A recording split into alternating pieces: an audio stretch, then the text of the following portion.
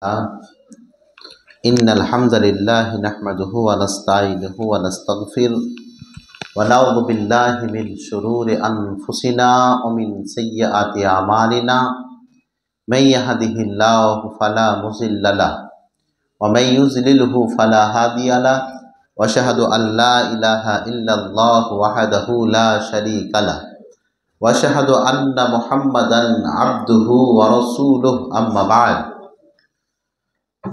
فأعوذ بالله من الشيطان الرجيم بسم الله الرحمن الرحيم الرجال قوامون على النساء بما فضل الله بعضهم على بعض وبما أنفقوا من أموالهم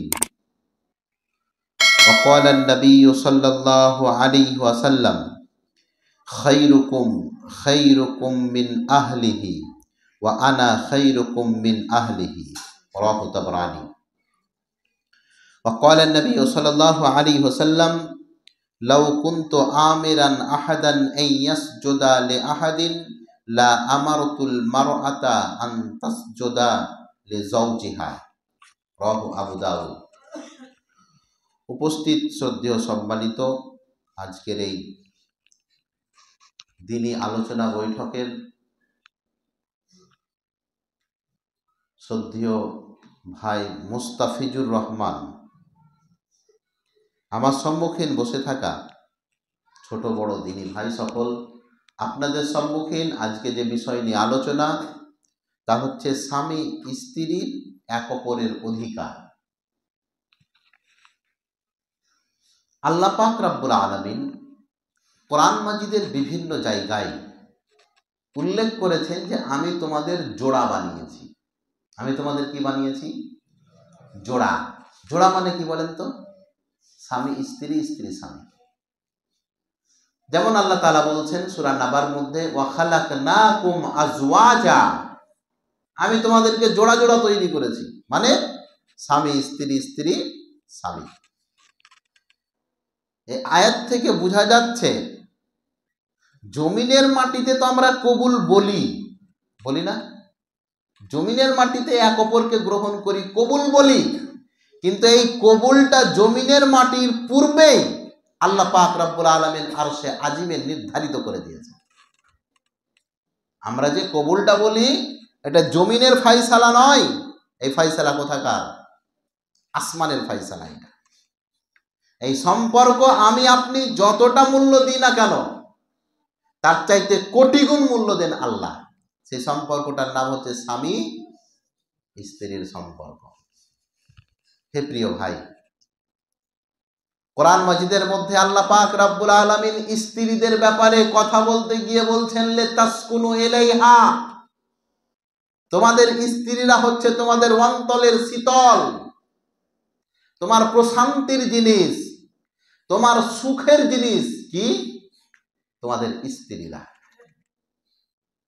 আর এই ঘটনায় আল্লাহ পাক রব্বুল আলামিন বর্ণনা করেছেন পৃথিবীর সূচনাতে।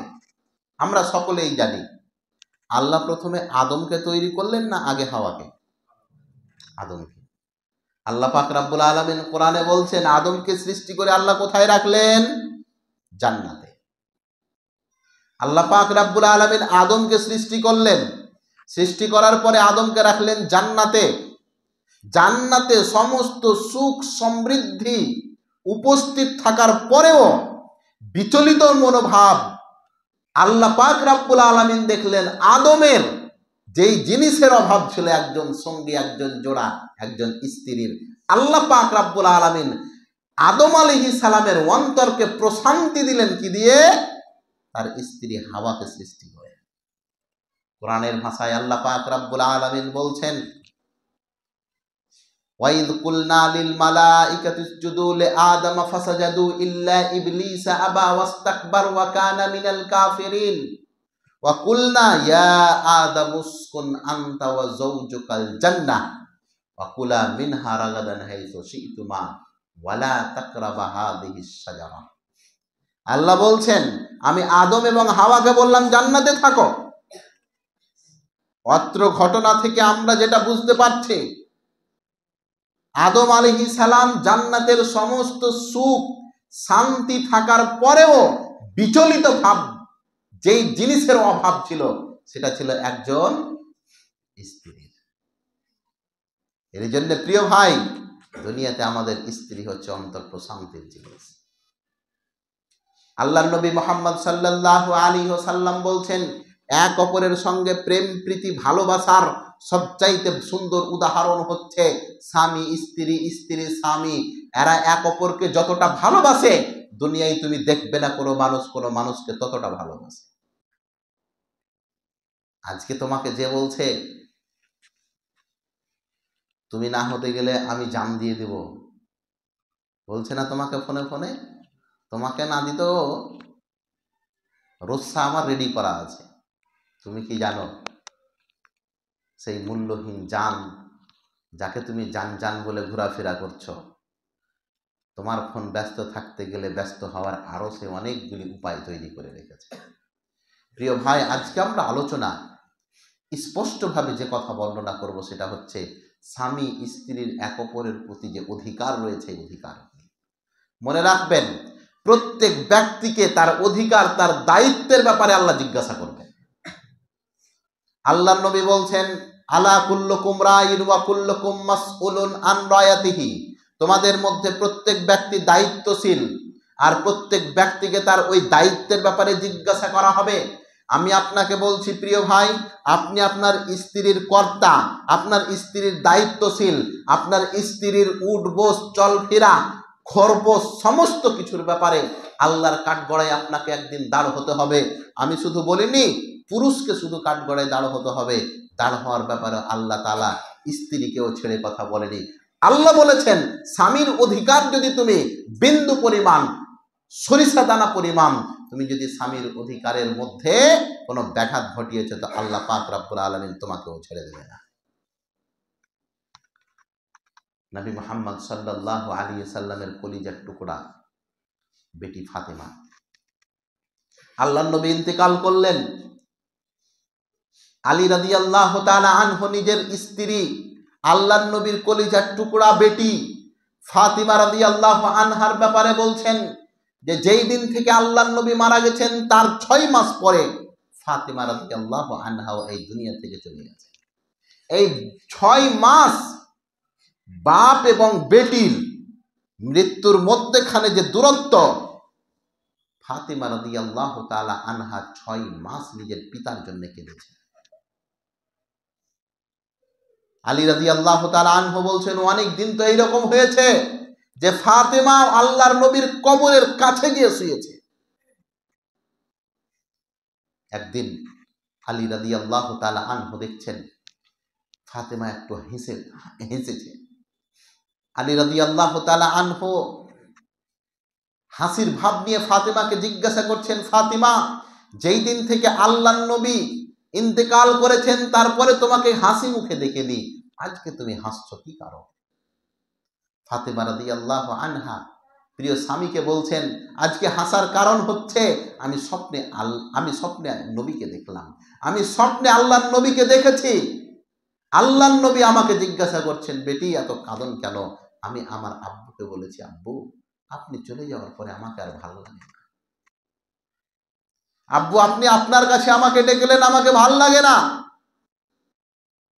আলী রাদিয়াল্লাহু তাআলা আনহু নিজের স্ত্রী ফাতেমাকে নিষেধ করছেন, এগুলো বলতে হয় না, এগুলো বলিও না। ফাতেমা রাদিয়াল্লাহু আনহা নিজের স্বামীকে বলছেন, ও আমার প্রিয় স্বামী, হতে পারে আমার মৃত্যু কাছে চলে এসেছে, আমি আপনাকে কয়েকটি আবেদন রেখে যাই। প্রথম আবেদন, আমি যদি ইন্তেকাল করি তাহলে আপনি উম্মে এইমানকে বিবাহ করিয়েন, কারণ আল্লাহর নবী উম্মে এইমানকে খুব ভালোবাসতেন। হে আলী, হে আমার স্বামী, আমি যদি ইন্তেকাল করি তাহলে আমার পরে আপনি উম্মে এইমানকে বিবাহ করেন। হে আমার স্বামী শোনেন, আমি যদি ইন্তেকাল করি আমার এই কলিজার ধন ছোট ছোট দুটি বাচ্চা হাসান এবং হোসেন, এদের দেখাশোনা করিয়েন। হে আমার প্রিয় স্বামী, আমি যদি ইন্তেকাল করি তো শোনেন, আমার উপরে কোনো দাবি আবদার রাখিয়েন না। আমি যদি আপনার এই সংসারে ছোট মোটো ভুল করে ফেলি, জানতে অজান্তে যদি আপনাকে কষ্ট দিয়ে থাকি, তাহলে আপনি আমাকে ক্ষমা করে দিয়েন, কারণ কাল কিয়ামতের দিনে আল্লাহর নবীর সম্মুখীন, আমার পিতার সম্মুখীন আল্লাহ যেদিন আমার হিসাব নেবে, সেদিন আমার পিতার সম্মুখীন আপনি আমাকে লজ্জিত করিয়েন না যে নিজের স্বামীর অধিকার দেয়নি আল্লাহর নবীর বেটি। হে দুনিয়ার মা ও বোন, একবার ভেবে দেখেন, আল্লাহর নবী মুহাম্মদ সাল্লাল্লাহু আলাইহি সাল্লামের কন্যা জীবনের কয়েকটা দিন গুনছেন, এই সময়তে নিজের স্বামীকে বলছেন, হে আমার প্রিয় স্বামী, আপনি যদি আমার কোনো জিনিসে কষ্ট পেয়ে থাকেন, আপনাকে যদি আমি কোনো দিক থেকে কষ্ট দিয়ে থাকি, আপনাকে করজোড়ে আবেদন করছি, হে আমার স্বামী, আপনি আমাকে ক্ষমা করে দিয়েন।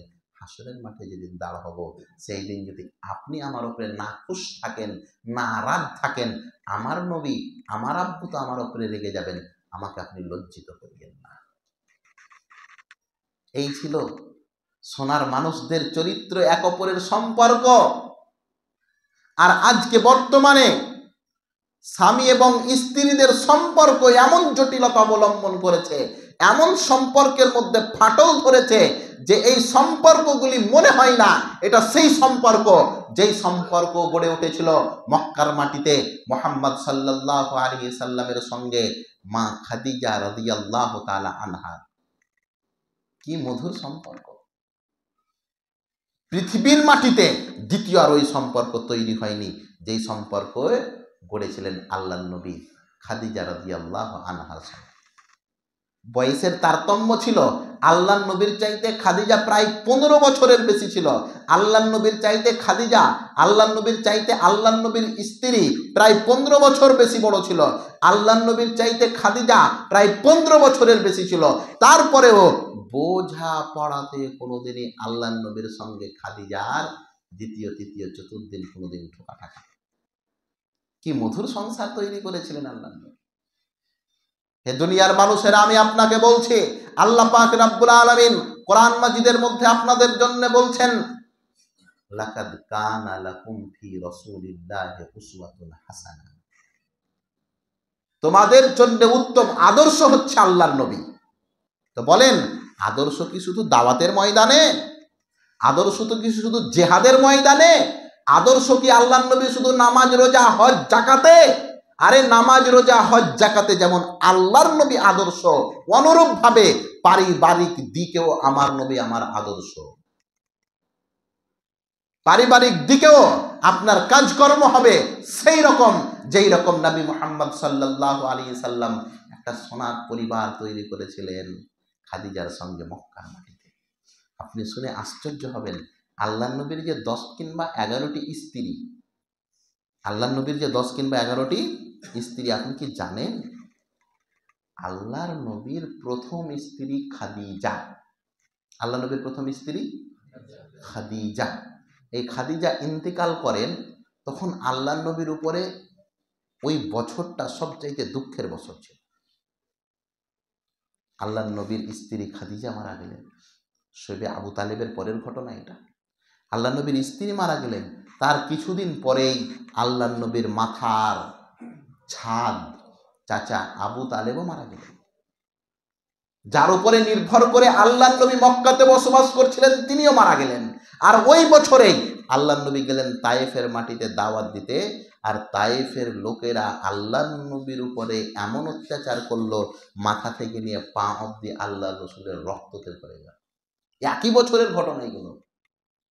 চাচা মারা গেল, স্ত্রী মারা গেল, কাফেরের আল্লাহর নবীকে মরা মরা অবস্থাতে 3 কিলোমিটার মারতে মারতে তায়েফ থেকে বিতাড়িত করলো।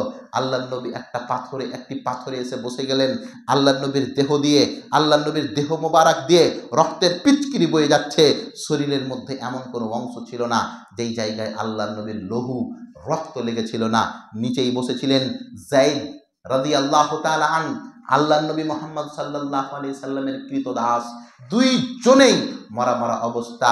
ফানাদা মালাকুল জিবাল, পাহাড়ের ফেরেশতা এসে আল্লাহর নবীকে বলেছিলেন, আল্লাহর নবী আপনি একবার বলেন, যারা আপনার উপরে এই অত্যাচার করেছে তাদেরকে ধ্বংস করে দিই।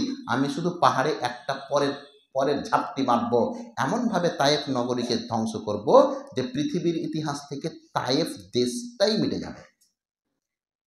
কিন্তু তিনি তো আমাদের দয়াল নবী। তিনি তো রাহমাতাল লিল আলামিন। যেই নবী পাথর খাওয়ার পরেও আল্লাহর কাছে দোয়া করেছিলেন, আল্লাহুম্মা গফির লিকওমি ফাইন্নাহুম লা ইয়ালামুন, হে আমার রব, যারা আমাকে পাথর দিয়ে আঘাত করেছে তাদেরকে তুমি ক্ষমা করে দাও, তারা জানে না যে আমি একজন নবী। হে প্রিয় ভাই, একবার ভাবেন, আল্লাহর নবীর শরীরের রক্ত এখন অবধি শুকায়নি, আল্লাহর নবীর শরীরের ব্যথা এখন অবধি শরীর থেকে দূর হয়নি। আল্লাহ রসুল ব্যথায় কাতর হয়ে পড়ে আছেন, আল্লাহর নবী ব্যথায় কাতর হয়ে পড়ে আছেন। প্রায় 3 কিলোমিটার অবধি কাফেরেরা আল্লাহর নবীকে মারতে মারতে নিয়ে গেছিল তায়েফের বদমাশেরা। ওই অবস্থাতেই ব্যথা এখনো যায়নি, এখনো আল্লাহর নবীর রক্ত মরহম পট্টি হয়নি। ফানাদা মালাকুল জিবাল, পাহাড়ের ফেরেশতা বলছেন, আল্লাহর নবী শুধু আপনার ওয়ার্ডারের অপেক্ষা, তায়েফকে আজকে রাখবো না।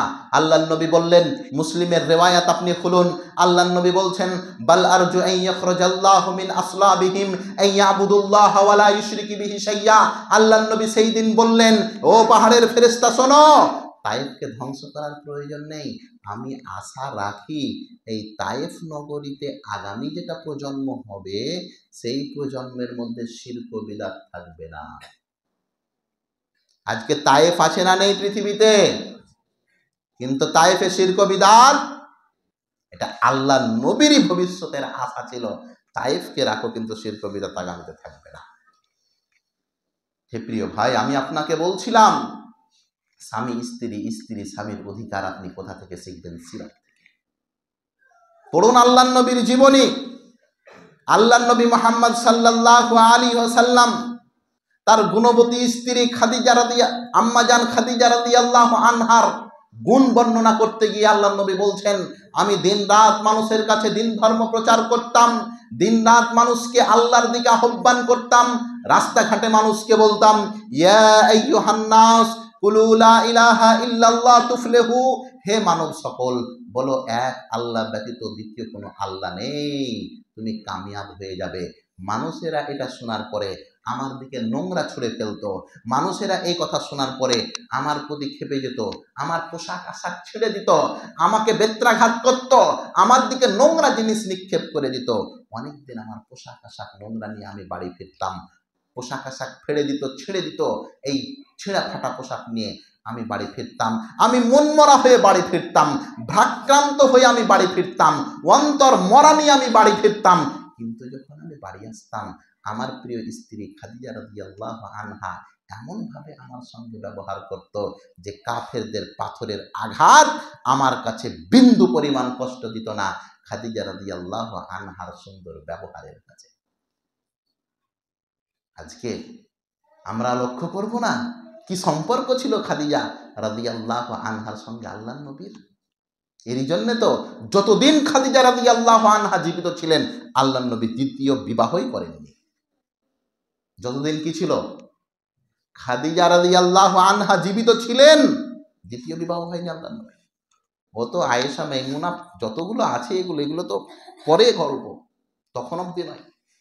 হে প্রিয় ভাই, আমি আপনাকে বলছিলাম, স্ত্রীরা হচ্ছে ফুলের মতন একটি জাত। এর যদি পরিচর্যা করেন, আপনি দেখাশোনা করেন, তো ফুল আপনাকে সুগন্ধ দেবে, আপনাকে পরিপাটি করে দেবে, সুগন্ধ দিয়ে ভরে দেবে।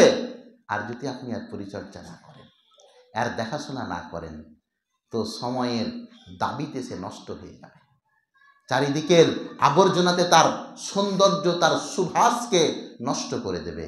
এর জন্য এই ফুলের কোমলতাকে আপনি বজায় রাখুন, এর সঙ্গে সুব্যবহার করে। আল্লাহ পাক রব্বুল আলামিন কোরআন মাজিদের মধ্যে এই স্বামী স্ত্রীর সম্পর্ককে বলছেন, হুন্না লিবাসুল লাকুম ওয়া আনতুম লিবাসুল লাহুন্না। একজন স্বামী একজন স্ত্রীর সম্পর্ক তো হচ্ছে ওই রকম যেমন ভাবে পোশাকের সম্পর্ক হচ্ছে মানুষের সঙ্গে। হুন্না লিবাসুল লাকুম, স্ত্রী তোমার পোশাক, আর তোমার স্ত্রীর পোশাক হচ্ছে তুমি। বলেন তো পোশাকের কাজ কি? মানুষের গোপন জিনিস ঢেকে থাকা না, ঢেকে রাখা না? পোশাকের কাজ কি? কথা বলে না। পোশাক কি কাজ করে? মানুষের গোপন অঙ্গ ঢেকে রাখেনি। সবাই যে আমরা পোশাক পরে আছে, এই পোশাক কি করেছে? গোপন অঙ্গ ঢেকে রেখেছে। একটা কাজ। পোশাকের শুধু এটাই কাজ নয়, আর একটা কাজ আছে পোশাকের, কি জানেন? আপনার সৌন্দর্যকে বৃদ্ধি করে। পোশাকের আর একটা কাজ, আপনি একটা ভালো পোশাক পরেন, দেখতে আপনি ওটাই, কিন্তু চেহারাটা ফুটে গেল। আপনি একটা খারাপ পোশাক পরেন, চেহারা ওটাই আপনার, কিন্তু দেখতে ভালো লাগে না। এই যে পোশাকের দুটি গুণ, পোশাক কি করে? আপনার গোপন অঙ্গকে ঢেকে রাখে, আপনার ইজ্জতকে ঢেকে রাখে। পোশাক কি করে? আপনার সৌন্দর্যকে বৃদ্ধি করে। আল্লাহ তাআলা তো এই জন্য বলেছেন স্ত্রী হচ্ছে তোমার জন্য পোশাক। পোশাক মানে স্ত্রী তোমার ইজ্জতের রক্ষণাবেক্ষণকারী। অনুরূপভাবে স্ত্রী তোমার সৌন্দর্যকে বৃদ্ধি করবে। নবী মুহাম্মদুর রাসূলুল্লাহ সাল্লাল্লাহু আলাইহি ওয়াসাল্লাম স্পষ্টভাবে হাদিসের মধ্যে বলেছেন, তোমাদের মধ্যে সবচাইতে ভালো হচ্ছে সেই ব্যক্তি, তোমাদের মধ্যে সবচাইতে ভালো হচ্ছে সেই ব্যক্তি, খায়রুকুম মিন আহলিহি ওয়া আনা খায়রুকুম মিন আহলি। আল্লাহর নবী বলছেন, তোমাদের মধ্যে সবচাইতে ভালো লোক হচ্ছে ওটা যে তার আহাল, তার পরিবার, তার স্ত্রীর কাছে ভালো। আর শোনো, আমি হচ্ছি আমার স্ত্রীদের 1 নম্বর শ্রেষ্ঠতম প্রিয় পাত্র। আজকে আমরা হতে পেরেছি আমাদের অর্ধাঙ্গিনীদের প্রথম পছন্দ। আজকে আমরা মন জয় লাভ করতে পেরেছি আমাদের স্ত্রীদের। আজকে তো আমাদের চরিত্র হয়েছে, চায়ের দোকানে আপনি সকাল থেকে নিয়ে 12টা অবধি বসে বসে আড্ডাবাজি পিটবেন, আর বাড়ি এসে খবর নেবেন বেড়ি কয় হাজার হয়েছে। এটা চরিত্র হওয়া উচিত ছিল আপনার।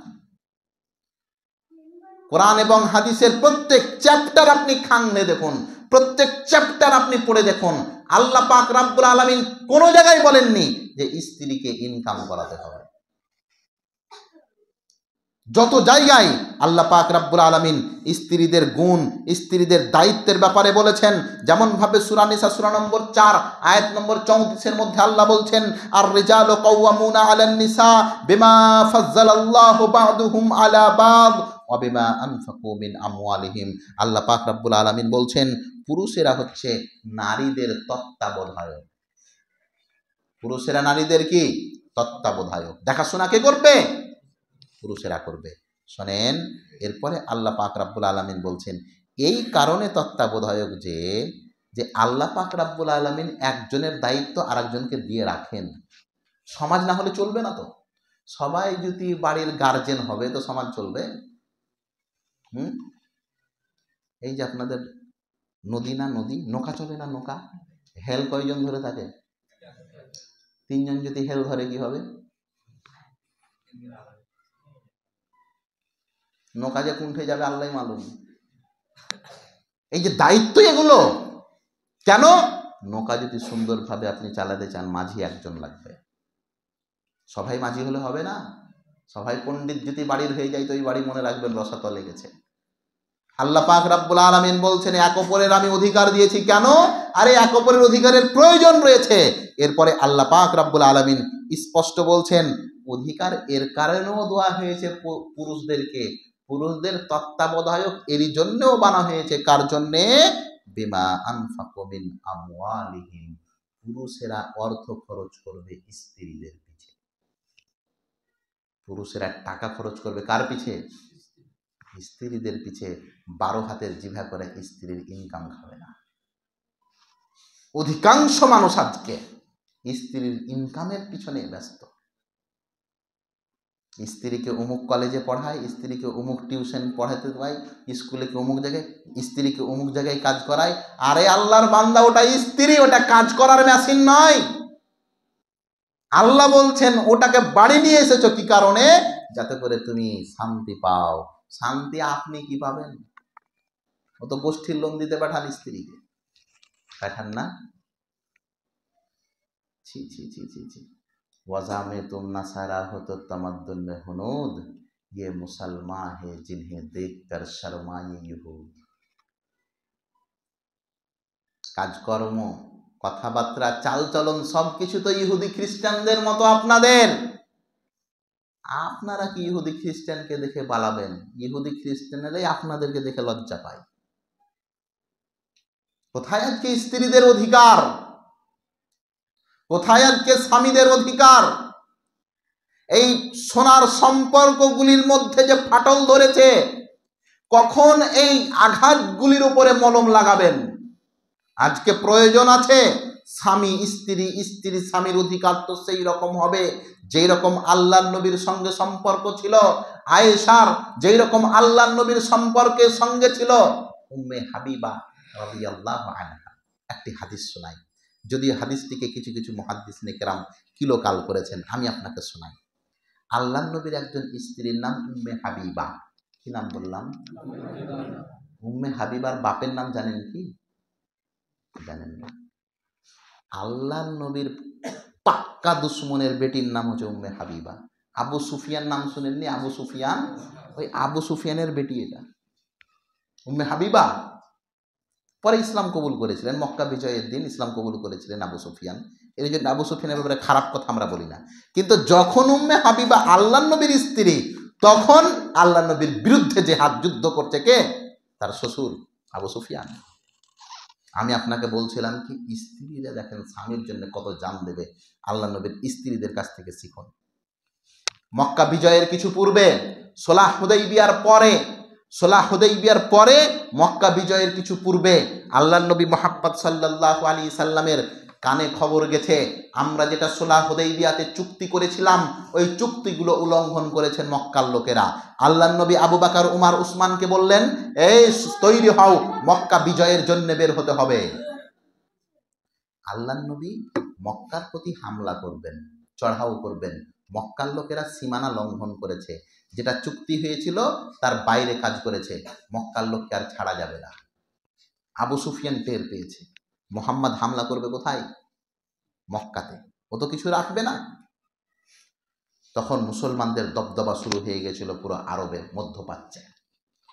আবু সুফিয়ান ভয়ে ভীত, তখন অব্দি কিন্তু কাফের, ভয়ে ভীত হয়ে ঘোড়া নিয়ে চললেন মক্কা থেকে মদিনা। আবু বকরের পায়ে হাতে পড়ছে, ভাই মক্কার উপরে হামলা করো না, কিন্তু আল্লাহর নবী বলে দিয়েছেন ঠেকাবে কে? উমারের পায়ে হাতে পড়ছে, ভাই তুমি তো আমাদেরই ভাই, তোমার বাড়ি তো মক্কা, একই পাড়ায় বাড়ি, তুমি আর এই কাজ করো না। সবাই আঙুল দিয়ে দেখাচ্ছেন আল্লাহর নবীর দিকে। আল্লাহর নবী সাল্লাল্লাহু আলাইহি সাল্লামের সঙ্গে গিয়ে কথা বলবে আবু সুফিয়ান এইরকম ক্ষমতা নেই। আবু সুফিয়ান একটু চালাকি করলেন। আবু সুফিয়ান বললেন, এই বাড়ির বহু তো আমার বেটি। এই বাড়ির বহুকে আমার বেটি। কে? উম্মে হাবিবা। আর উম্মে হাবিবা আল্লাহর নবীর স্ত্রী, তো স্ত্রীরা তো পারে স্বামীকে মানাতে, পারে না? পারে। আবু সুফিয়ান চালাকি করলো, গেল কোথায়? তার বেটির কাছে। হে যুবক, তোমাকে এই ঘটনা শুনতে হবে। হে পুরুষ, হে স্বামী, তোমাকে এই ঘটনা শুনতে হবে। হে প্রিয় মা ও বোন, আপনাকে এই ঘটনা বেশি করে শুনতে হবে। দেখুন স্বামীর জন্য একজন স্ত্রী কত কিছু করতে পারে। পিতা গেছেন বেটির বাড়ি, আবু সুফিয়ান গেছে উম্মে হাবিবার বাড়ি। উম্মে হাবিবা ঘরে আছেন, আবু সুফিয়ান ঘরে প্রবেশ করেছে। উম্মে হাবিবা ঘরে, আল্লাহর নবীর স্ত্রী ঘরে, আর পিতা আবু সুফিয়ান ঘরে প্রবেশ করেছে। তো বিছানা পাড়া থাকে না, বিছানা বাড়িতে বিছানা পাড়া থাকে না। তো কুটুম সদর এলে আমরা কি করি? বিছানাটা ভালো করে পাড়ি, না হয় নতুন চাদর দিই, ঝাড়াঝুড়ি করে দিই। উম্মে হাবিবা রাদিয়াল্লাহু আনহা আল্লাহর নবীর স্ত্রী যখন দেখেছেন আমার বাপ আবু সুফিয়ান ঘরে প্রবেশ করেছে, তো সঙ্গে সঙ্গে উম্মে হাবিবা বিছানাকে জড়ো করে রেখে দিয়েছে। বিছানাকে কি করেছে? জড়ো করে রেখে দিয়েছে। এর মানে ওর বাপকে বসতে দেবে না। ওই বিছানা জড়ো করা মানে কি? বসেন আপনি না, আরে বসেন হতে গেলে আরো পারবে, বসেন আব্বু। কিন্তু বিছানা জড়ো করে দেওয়া মানে আমি বসতে যাচ্ছি, আপনি চেয়ারটা টেনে নিলেন, এর মানে কি? আপনি বসতে দেবেন না। উম্মে হাবিবা ঘরে আছেন, আবু সুফিয়ান উম্মে হাবিবার ঘরে প্রবেশ করছে। উম্মে হাবিবা দেখেছেন আবু সুফিয়ান বিছানাকে জড়ো করে রেখে দিয়েছে। আবু সুফিয়ান দেখে আশ্চর্য, বেটি তুমি এটা কি করছো? আমি তোমার পিতা। উম্মে হাবিবা রাদিয়াল্লাহু আনহা যে কথা নিজের বাপকে বলেছিলেন সেই দিন, আজকে আপনাকে সেই কথা কানে ভরে নিয়ে যেতে হবে। হাদিসের পাতাতে বর্ণিত হয়েছে, উম্মে হাবিবা নিজের বাপ আবু সুফিয়ানকে বলছেন, হাজা ফিরাসুন লিন-নবী সাল্লাল্লাহু আলাইহি ওয়াসাল্লাম, এই বিছানাটা হচ্ছে আল্লাহর নবীর জন্য, এই বিছানাটা হচ্ছে আল্লাহর নবীর জন্য, এই বিছানাটা হচ্ছে আল্লাহর নবীর। আর আল্লাহর নবীর বিছানা আমি কোন আল্লাহর নবীর শত্রুর জন্য আমি এটাকে বৈধ মনে করি না। আপনি আল্লাহর নবীর শত্রু, আর আল্লাহর নবীর শত্রু আল্লাহর নবীর বিছানায় বসবে, এটা আমি পছন্দই করি না। অথচ আবু সুফিয়ান কে ছিল?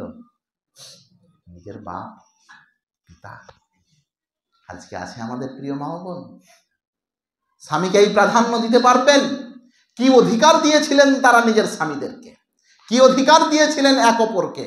যেই রকম সোনার একটা যুগ তৈরি হয়েছিল, এরই কারণে তো নবী মুহাম্মদ সাল্লাল্লাহু আলাইহি ওয়াসাল্লামের চরিত্র হচ্ছে আমাদের পারিবারিক জীবনের সবচাইতে সুন্দর উসওয়াতে হাসানা।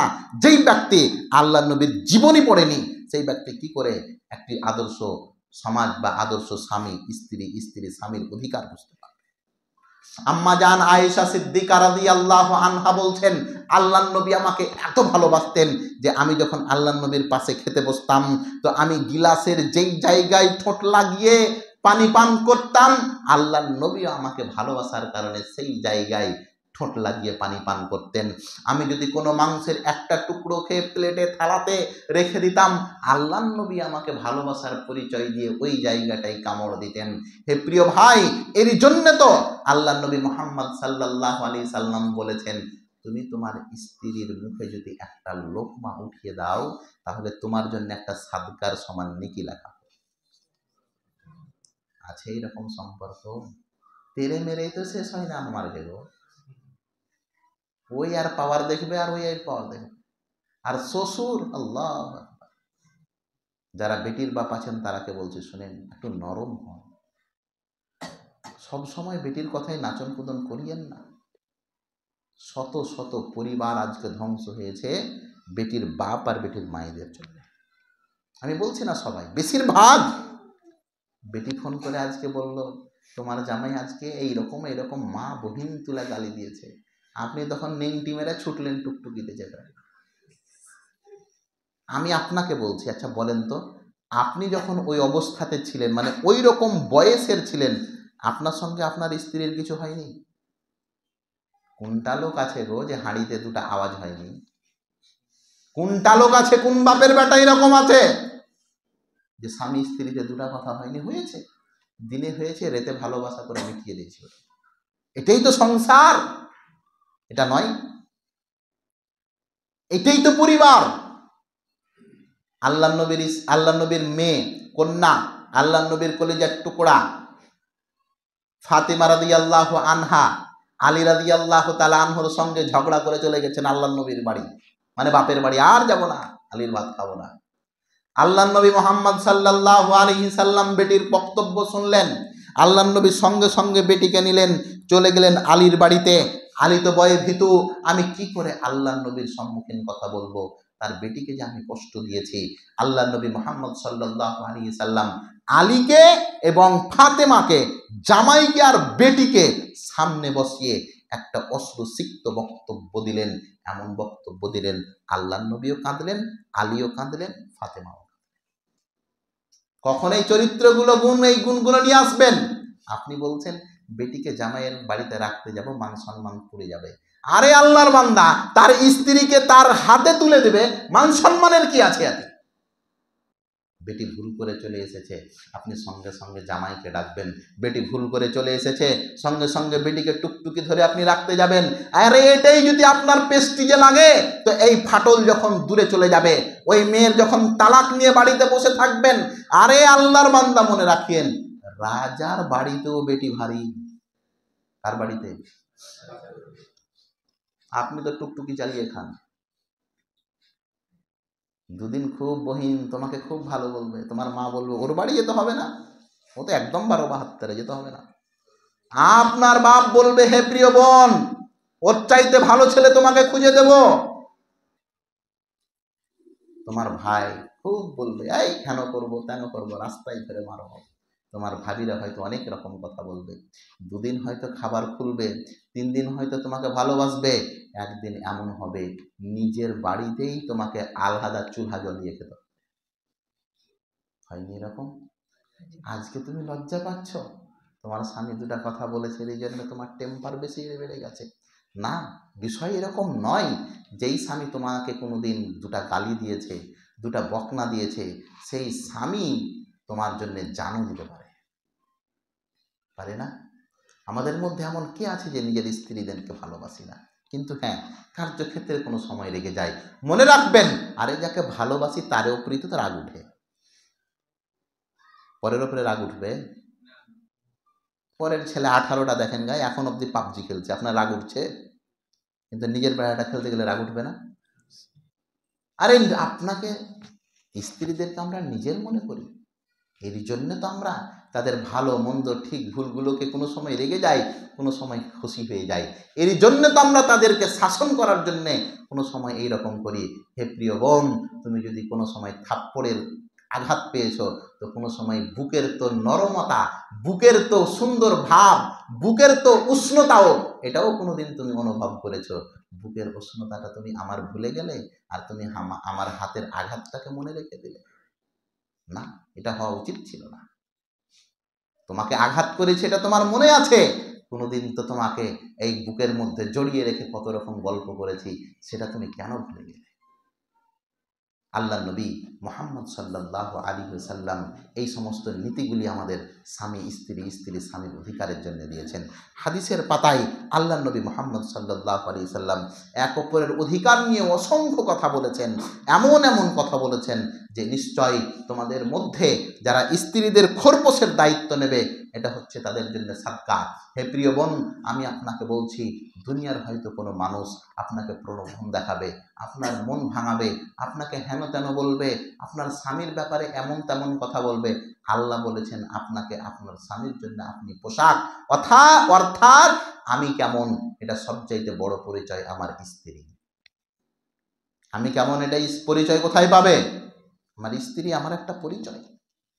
এই জন্য তো যখন আয়েশা রাদিয়াল্লাহু আনহার গায়ে কাফেরেরা দাগ লাগিয়ে দিল, মুনাফিকেরা দাগ লাগিয়ে দিল, কিছু মুসলমানেরাও ভুল বুঝলো, আয়েশা রাদিয়াল্লাহু আনহাকে তাবুকের যুদ্ধের পরে রটনা রটিয়ে দেওয়া হলো যে আয়েশা খারাপ কাজ করেছে, বদচরিত্রা হয়ে গেছে। সবাই আল্লাহর নবী মুহাম্মদ সাল্লাল্লাহু আলাইহি সাল্লামের কাছে অভিযোগ নিয়ে এলেন। ওই সময়তে উমর রাদিয়াল্লাহু তাআলা আনহু আল্লাহর নবীকে বলেন, আল্লাহর নবী আপনি আয়েশাকে তালাক দিয়ে দেন, আয়েশাকে ছেড়ে দেন, আয়েশাকে তালাক দিয়ে দেন। আল্লাহর নবী উমারকে বললেন, উমার কেন আয়েশাকে তালাক দিয়ে দিই বলো তো? আল্লাহর নবী আপনি দেখতে পান না, পুরো মদিনা রোডে আছে যে আয়েশা খারাপ কাজ করেছে, আয়েশা এই কাজ করেছে, আয়েশা এই কাজ করেছে। কার সঙ্গে? সাফওয়ান বিন মুআত্তাল নামে একজন সাহাবীর সঙ্গে। আল্লাহর নবী মুহাম্মদ সাল্লাল্লাহু আলাইহি সাল্লামকে উমার এই পরামর্শ দিচ্ছেন তার একটাই কারণ, আল্লাহর নবী আয়েশার দুর্নাম শুধু হয় না, দুর্নাম আপনারও যে হচ্ছে, যে আপনার যে সেটা আজওয়াজে মুতাহহারার মধ্যে, আপনার যে স্ত্রীর মধ্যে, এর জন্য তাকে ছুটি করে দেন, আপনিও ছুটি পেয়ে নেন। আল্লাহর নবী পরামর্শ নেননি উমারের। আমি আপনাকে এই কথা কেন বললাম? আপনার স্ত্রী ভাই আপনার পরিচয়। হে প্রিয় বোন, আমি তোমাকে বলছি, তোমার স্বামী তোমার পরিচয়। তুমি যদি চাও স্বামীকে রাজা বানাও আর রাজার স্ত্রী রানী হয়ে থাকো, কতই না মজা রাজা রানী। আর তুমি যদি চাও যে না বাসন মাজা চাকর বানিয়ে রাখবো, তো চাকরানি হয়ে থাকো। এইবার তোমার ইচ্ছা, তুমি রানী হয়ে থাকতে চাও, রাজার স্বামী, রাজার স্ত্রী হয়ে রানী হয়ে থাকতে চাও, না চাকরানির স্ত্রী হয়ে, তুমি লেবারের স্ত্রী হয়ে, লেবারনি হয়ে থাকতে চাও, এটা ইচ্ছা তোমার। আমি আমার আলোচনার শেষ মুহূর্তে এসে যে কথা আপনাদেরকে বলতে চাইছিলাম, আল্লাহ পাক রব্বুল আলামিন স্বামী স্ত্রী, স্ত্রী স্বামীর অধিকার যে অপরিসীম দিয়েছেন। আল্লাহর নবী হাদিসের পাতায় বলছেন, লাউ কুনতু আমিরান আহাদান আইয়াসজুদা লি আহাদিন লা আমারতুল মারআতা আন তাসজুদা লি যাওজিহা। আবু দাউদের হাদিস। আল্লাহর নবী বলছেন, হে প্রিয় মা ও বোন শোনেন, স্বামীর অধিকারের ব্যাপারে আল্লাহ পাক রব্বুল আলামিনের নবী বলছেন, যদি কোনো মানুষকে আমি এটা অনুমতি দিতাম যে সিজদা করো, সিজদা তোমার জন্য হালাল, যদি কোনো মানুষকে আমি অনুমতি দিতাম অমুককে সিজদা করো, আল্লাহর পরে যদি কোনো মানুষকে সিজদা করার অনুমতি আল্লাহ দিতেন, তাহলে স্ত্রীদেরকে অনুমতি দিতেন যে স্বামীকে সিজদা। কিন্তু আল্লাহ দেননি আল্লাহর পরে কাউকে সিজদা করার। এরই জন্য স্বামীর কপালে সিজদা স্ত্রীর কপালে সিজদাটা জুটেনি। কিন্তু আল্লাহ যদি দ্বিতীয় সিজদা নিয়ে আসতেন যে আল্লাহর পরে কাউকে সিজদা করা বৈধ, তাহলে স্ত্রীদেরকে বলতেন দ্বিতীয় নম্বর তুমি তোমার স্বামীকে সিজদা করো। আল্লাহর নবী মুহাম্মদ সাল্লাল্লাহু আলাইহি ওয়াসাল্লাম স্পষ্টভাবে হাদিসের পাতায় আল্লাহর নবী বলেছেন, তোমাদের মধ্যে সবচাইতে সুখময় স্ত্রী হচ্ছে সেই যাদের স্বামী তাদের উপরে সন্তুষ্ট।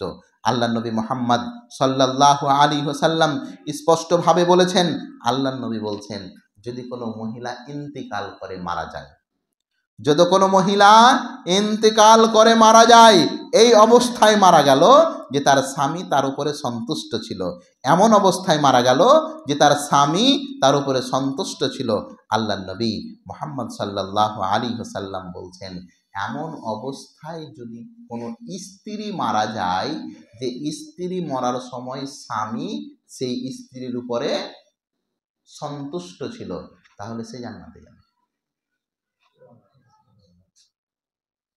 এরপরেও কি স্বামীদের ব্যাপারে আপনি চিন্তা করবেন না? এরপরেও কি স্বামীদের ভালো মন্দগুলো আপনি পছন্দ করবেন না? হে প্রিয় বোন, আমি আপনাকে বলেছি, লিপস্টিক লাগা নিঃসন্দেহে হারাম, কিন্তু যদি বলে আপনার স্বামী তোমাকে লিপস্টিক লাগিয়ে শুনতে খুব ভালো লাগে, তাহলে স্বামীর সামনে লিপস্টিক লাগা তখন তোমার জন্য সুন্নাত না। এটা বুঝতে পারলেন না। যদি আপনাকে, হে বোন তোমাকে বলছি, স্ত্রী হিসাব, স্ত্রীর জন্যে স্ত্রীর প্রাপ্য, স্ত্রী কেমন ভাবে স্বামীর সঙ্গে ব্যবহার করবে, শোনেন, নিঃসন্দেহে লিপস্টিক লাগা হারাম, নিঃসন্দেহে লিপস্টিক লাগা হারাম। কিন্তু যদি আপনার স্বামী বলে তোমাকে লিপস্টিক লাগিয়ে দেখতে খুব সুন্দর লাগে, ওই সময়তে আপনার উপরে লিপস্টিক লাগা এটা সুন্নাত, নেকির কাজ। যেমন ভাবে আপনার স্বামী আপনাকে দেখতে চায় আপনি সেই রকম ভাবে পরিপাটি হন, ওই রকম ভাবে সুসজ্জিত হন। এটাই তো একজন গুণবতী নারী, গুণবতী স্ত্রীর একটা রূপ, গুণবতী স্ত্রীর একটা চরিত্র। আল্লাহর নবী মুহাম্মদ সাল্লাল্লাহু আলাইহি সাল্লাম বলেন, আর দুনিয়া কুল্লুহা মাতাউন ওয়া খায়রুল মাতাই দুনিয়াল মারাতুস সালিহা, পৃথিবীর প্রত্যেকটা জিনিস একটা বস্তু, আর সবচাইতে ভালো বস্তুটার নাম হচ্ছে নেককার স্ত্রী। যে বান্দা নেককার স্ত্রী পেয়ে নিয়েছে তার কপাল পাই কি আর? অধিকাংশ পুরুষ, বেটা ছেলে, অধিকাংশ স্বামী এই ডিপ্রেশনে আছে আজকে তাদের স্ত্রীদেরকে। অনেক ভাইকে, অনেক বন্ধুকে দেখেছি নিজের জীবনের যুদ্ধতে হার মেনে বসে আছে। কেন? স্ত্রীর চরিত্র ব্যবহারে তাকে পুরে পুরে শেষ করে দিয়েছে। প্রিয় ভাই, আমি আপনাদেরকে বলছি, যদি আপনি ভাই হন তাহলে আপনার বোনকে বুঝান যে না, আমিও পুরুষ, আমিও তোর ভাবিকে 2-4 দিন বকাবকি করে দিই, আমিও 2-4 দিন তোর ভাবিকে এইরকম করেছি, হয়তো বহু এইরকম তোকে করেছে, কিন্তু এটা ঠিক হয়নি তার বাড়ি ছেড়ে তোকে চলে আসা না। আল্লাহর নবী মিথ্যা কথা বলা হারাম করেছেন, কিন্তু ওই মিথ্যা কথাকে বৈধ করেছেন। কোন মিথ্যা কথা? স্বামী এবং স্ত্রীর জোড়া লেগে যাবে এইরকম মিথ্যা কথা বলা বৈধ। আপনি ভেবে দেখেছেন? হারাম জিনিস আল্লাহ হালাল করে দিয়েছেন কেন? স্বামী স্ত্রীকে মিলানোর জন্যে।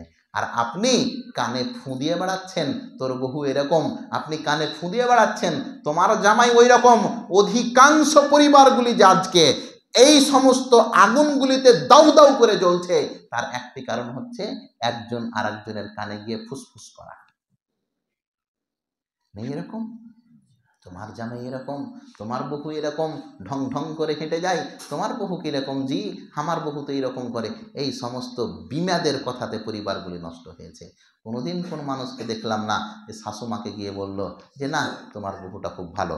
প্রিয় ভাই, আমরা আমাদের আলোচনার শেষ মুহূর্তে যে কথা আপনাকে বলতে চাইছি, এটি একটি পরিবার।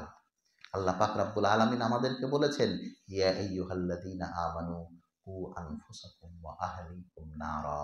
আল্লাহ বলেছেন, এই মুমিনেরা, তোমরা তোমাদের আহালকে, পরিবারকে, তোমাদের স্ত্রীদের, সন্তানদেরকে জাহান্নামের আগুন থেকে বাঁচাও। যদি স্ত্রী কোনো ভুল কাজ করে অবশ্যই আপনি শুধরাবেন, কিন্তু সেটা হবে তাদিবান, সেটা রাগ ঝাড়া যেন না হয়। রাগ ঝাড়বেন না স্ত্রীর উপরে, না, শিক্ষণীয় মান, তাদিবান বলা হয়েছে এটাকে, শিক্ষণীয় জিনিস। শিক্ষণীয় জিনিস জেনে এমন না হয় সেটা সীমানা ক্রস করে দেবে না। প্রিয় ভাই, এটা চরিত্র কোনো মুমিনের হতে পারে না। আল্লাহ যেন আমাদের সকলকে স্বামী এবং স্ত্রী এবং স্বামীর যে এক অপরের অধিকার রয়েছে, এই অধিকারগুলি বুঝে এক অপরকে যেন আমরা এই অধিকারগুলি দিতে পারি। আল্লাহ যেন আমাদেরকে তৌফিক দান করেন। আমিন। ওয়া আখিরু দাওয়ানা আলহামদুলিল্লাহি রাব্বিল আলামিন। আসসালামু আলাইকুম ওয়া রাহমাতুল্লাহি ওয়া বারাকাতুহু।